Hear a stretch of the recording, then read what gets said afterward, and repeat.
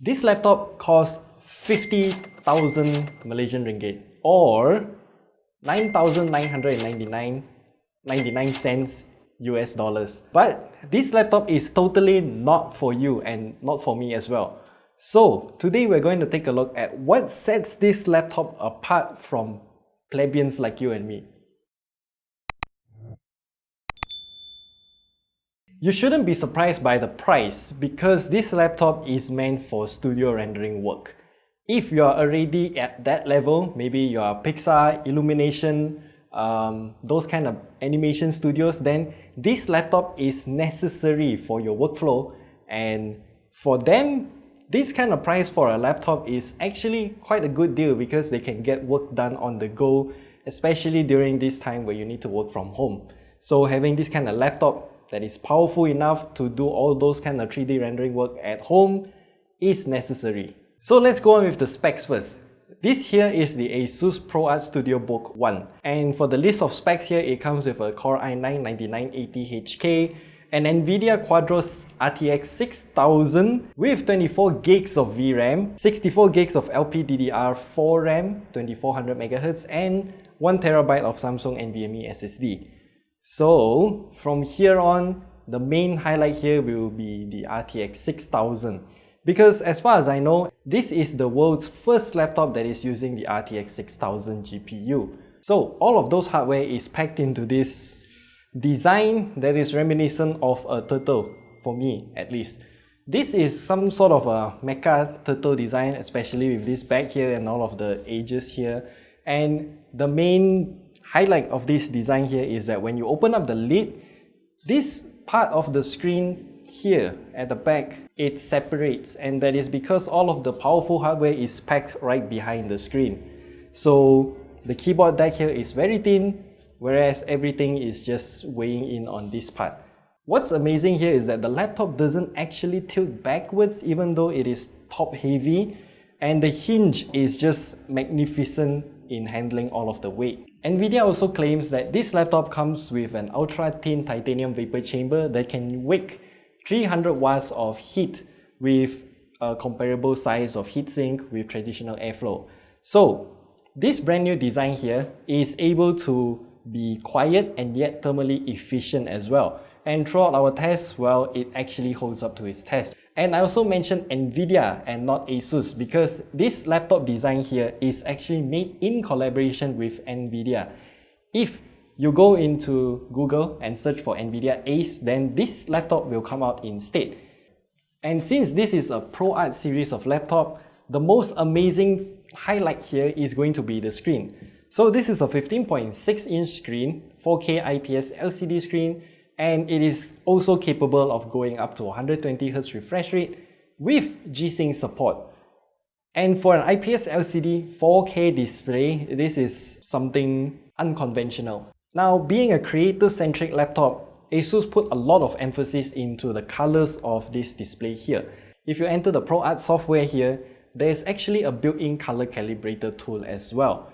Now, we don't have any color calibration tool around this office, but we can tell you for sure that with my own two eyes, the colors on this display here is just magnificent. It's unlike anything that I've seen in the past. And for best practice, you should calibrate the colors of your laptop every month or so to make sure the color never strays from its accuracy. So as you know, when you turn on your display for long enough times, the color tends to shift a little bit. So yeah, that's something to take note of. And also within the ProArt Creator Hub, there are a few quick options here to monitor the dashboard and also what's going on with your laptop. And one of the more, I would say, quality of life change is by adding a shortcut into your desktop that you can click and then launch all of your applications at once. I know that's not really something that's special, but it's just convenient to have it built in because whenever I edit videos, I open like 4 Adobe softwares at once. And speaking of Adobe software, that is where the RTX 6000 GPU comes in handy for me. Now, I'm not 3D rendering kind of level content creator, but I do use quite a lot of VRAM, especially when I'm juggling both Premiere Pro and also Lightroom at the same time.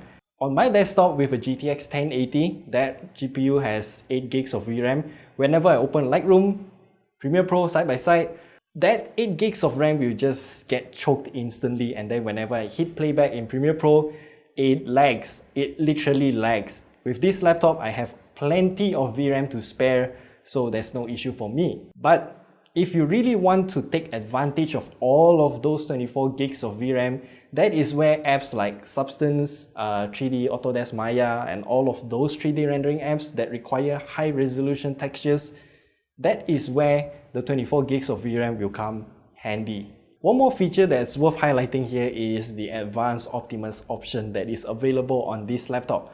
I'm not sure if ASUS and NVIDIA will bring this feature into their ROG lineup of laptops, but that's a story for another time.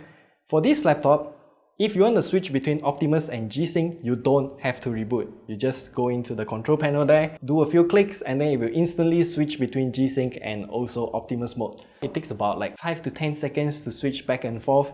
It's still better than doing a full reboot like what we've seen on the ROG Zephyrus Duo.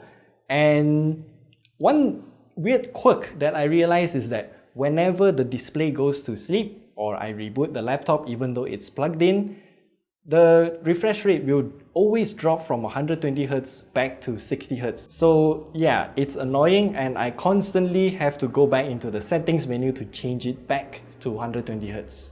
So this laptop, even though it costs $10,000 US, there are still some minor flaws that I kind of want to point out here, because this laptop only comes with 3 Thunderbolt 3 ports.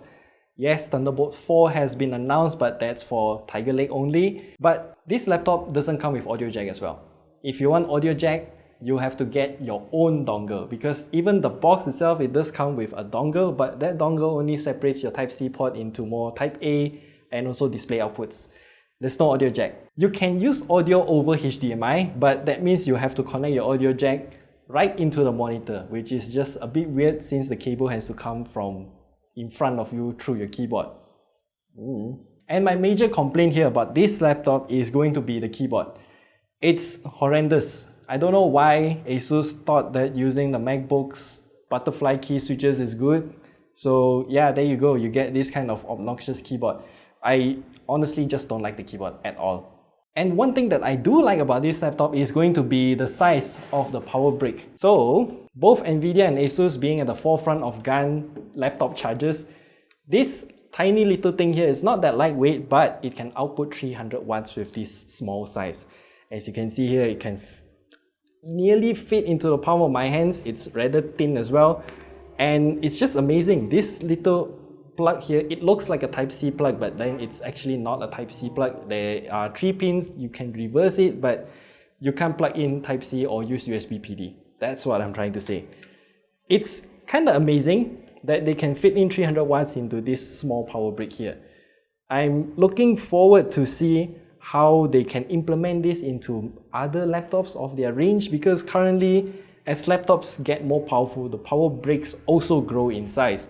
And some laptops even require double power bricks. So this is a nice change of scenery. So that's all we have to say about the ASUS ProArt StudioBook One. That's a mouthful of a name, and I always get confused between ProArt and StudioBook. They both kind of mean the same thing to me, but anyway, this laptop is kind of a proof of concept. It works, even though it has some flaws. And there are some parts that I like, some parts that I don't. But honestly speaking, this laptop is not meant for me as well. But there are other ProArt laptops that might be meant for you and me. So for example, the ProArt StudioBook X, 15, 17. Yeah, there are multiple different sizes and a few more variants into this kind of quadro-powered laptops. And we'll be also taking a look at another ProArt laptop, a more conventionally designed ProArt laptop in the coming future. So stay tuned for that, and we'll see you there.